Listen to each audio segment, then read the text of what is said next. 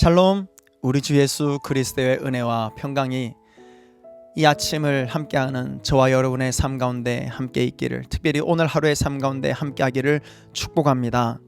오늘은 마가복음 9장 10장 말씀을 여러분과 좀 나누려고 하는데요, 특별히 9장 말씀 초반에 나타난 영광스러운 모습으로 그 모습이 변화하신 그 예수님의 삶, 그 모습에 대해서 우리가 좀 나누려고 합니다. 예수님께서 베드로와 야고보와 요한만을 데리고 따로 높은 산으로 가셨습니다. 그런데 그들이 보는 앞에서 그의 모습이 변했던 거죠. 세상의 그 어떤 것과도 바꿀 수 없는 정말 하얗게 된, 너무 하얗게 빛나는 그 예수님을 바라보게 된 것입니다. 그리고 그 주변에 두 명이 더 있었는데요, 누구를 봤냐면 엘리야와 모세를 함께 본 거예요. 그래서 베드로가 이렇게 말합니다. 예수님께, 랍비님, 선생님, 우리가 여기 있는 것이 좋겠습니다. 그래서 우리가 초막 셋을 지을 텐데, 하나는 예수님을 위해서, 랍비, 우리 선생님을 위해서, 그리고 또 하나는 모세를, 그리고 또 하나는 엘리야를 위해서 우리가 그렇게 좀 짓고 우리가 이분들을 좀 모셨으면 좋겠습니다 라고 이렇게 이야기하고 있습니다. 그런데 예수님께서는 그것을 과연 허락하셨을까요? 그래, 나를 위해서 초막을 지어라, 나를 위해서 그곳에서 나를 좀 섬겼으면 좋겠다, 이렇게 말씀하셨을까요? 네, 아닙니다. 예수님께서는 그것을 원하지 않으셨습니다. 근데 이 모습을 통해서 우리가 볼 수 있는, 우리가 생각해 볼 수 있는 것들이 있습니다. 어떤 거냐면요, 어떤 교회는 가면 정말 큰 은혜가 있고요, 어떤 교회는 갔는데 그렇게 큰 은혜를 누리지 못하는 교회들도 사실 있습니다. 그런데 사람들마다 그 은혜를 받는 그 타이밍과 그 장소는 따로 있는 것 같아요. 그래서 많은 사람들이 언제 은혜를 받았냐, 언제 하나님을 만나느냐, 언제 첫 경험을 했느냐, 예수님과의 첫사랑이 언제였느냐 라는 질문 앞에 각기 다른 대답을 하고 있는 것을 보게 되어집니다. 근데 그들 모두가 원하는 것은 바로 이거 한 가지예요. 그 첫 경험, 그 첫 은혜, 나를 처음 만나주신 그 첫 만남의 그 장소와 그때가 다시 회복되어졌으면 좋겠다, 그때로 돌아갔으면 좋겠다 라는 말은 굉장히 쉽게 들을 수 있습니다. 그만큼 그때 너무 좋았다라는 것이죠. 근데 예수님 또한 이것이 싫었을까요? 나를 찬송하겠다, 나를 위해서 초막을 짓겠다는 그들이 얼마나 이뻐 보였을까요? 그런데 예수님은 그곳에 초막을 지으라고 말씀하시지 않으십니다. 왜냐하면 우린 마가복음을 보고 있잖아요. 마가복음은 뭐의 복음이라고요? 네, 종의 복음입니다.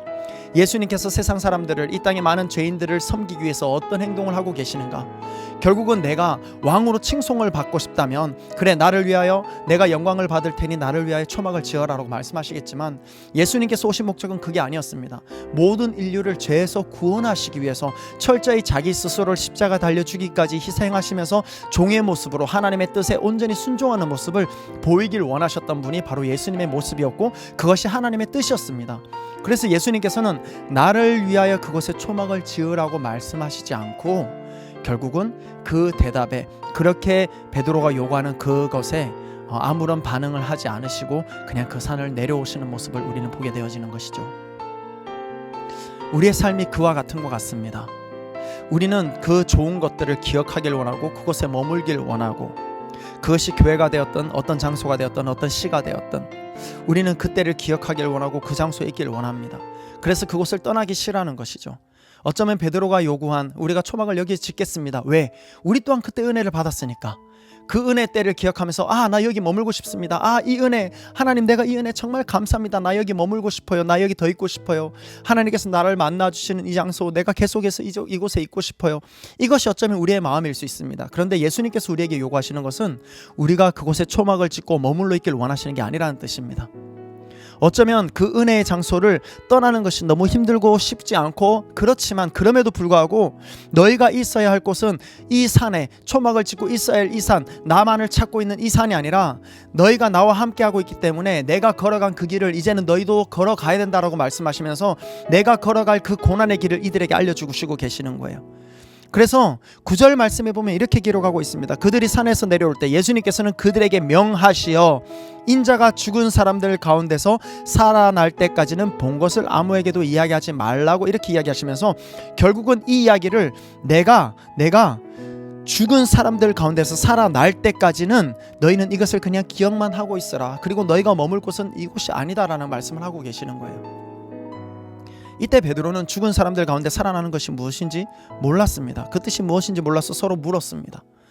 그런데 너무 분명했습니다. 예수님께서 원하시는 것은 그 은혜의 자리에 머물러 있기를 원하시는 것이 아니라 그 은혜를 받은 하나님의 백성이라면, 하나님의 자녀라면 이제는 그 하나님의 은혜를 받은 그 삶을 이제는 세상에 나가서 전하는 삶을 원하시고 계신다는 것이죠. 은혜의 장소만 찾아가는 예배, 네, 너무 좋습니다. 예배 와야 됩니다. 정말 그 자리가 은혜의 자리가 돼야 되고 그곳에서 하나님의 그 크신 은혜와 그 사랑 마음껏 받아 누려야 되는 게 맞습니다. 그리고 그 하나님의 이름을 마음껏 송축하며 찬양해야 되는 자리가 바로 그 예배의 자리 맞습니다. 그것이 교회이고요. 우리가 교회에 모이는 것이 맞습니다. 그러나 예수님께서 더 기뻐하시고 원하시는 삶은요, 교회에서 정작 하나님을 만나고 예수님의 은혜를 경험하고 그 사랑을 받았다면 이제는 그것을 교회 안에서만 나누고 섬기고 그냥 그곳에 머무르는 것, 그곳에 초막을 짓는 것을 원하시는 것이 아니라 그 초막을 많은 사람들이 드나들 수 있도록 오히려 세상에 너의 삶을 통해서 그 세상에 그 하나님의 사랑과 그 은혜가 있는 그곳을 그 세상에 만들어 가라고 예수님께서는 말씀하시고 계신다라는 것이죠. 그래서 예수님께서 이렇게 말씀하시는 것입니다. 인자가 죽은 사람들 가운데서 다시 살아날 때까지는 아무것도 그 본 것을 이야기하지 말라라고 이야기하고 계신다라는 것이죠. 결국은 예수님께서 죽은 자들 가운데서 다시 살아나시는, 무덤에서 부활하시는 그때의 이 일들을 알려라. 그러니 무엇을 알리냐? 결국은 모세와 엘리야, 우리가 기다렸던 그 메시아가 정말 예수님이시구나. 그 예수님이 이미 오셨다 뿐만 아니라 죽었다가 부활하셨다. 이것이 우리가 믿는 사람들에게 소망이거든요. 죽음으로 끝나는 것이 아니라 부활하셨다라는 것, 그 부활을 경험한 것을 이제는 알려라 라는 거죠. 저와 여러분이 예수 그리스도의 부활에 동참하고 계십니까? 정말 예수님 살아나셨습니까? 그렇다면 살아계신 예수님은 이미 죽음에서 승리하신 예수님이세요. 그럼 우리의 삶 또한 죽음 가운데 머물러 있는 삶이 아니라 이제는 깨어나서 살아있는 영성을 가지고 이 땅을 살아내어야 된다는 것이죠. 예수님께서 기뻐하시고 원하시는 뜻은 이와 같습니다.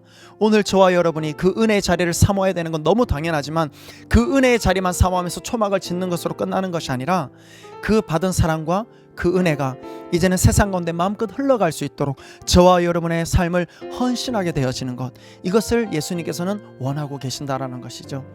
바라기는 저와 여러분의 삶이 더욱 그랬으면 좋겠습니다. 우리의 믿음을 교회에서 보이는 것이 아니라 세상에 예수 그리스도를 믿는 믿음을 마음껏 보여줄 수 있는 그런 은혜가 오늘 저와 여러분의 삶 가운데 있기를 축복합니다. 예수님께서 이미 승리하신 것처럼 우리 또한 승리합시다. 할렐루야.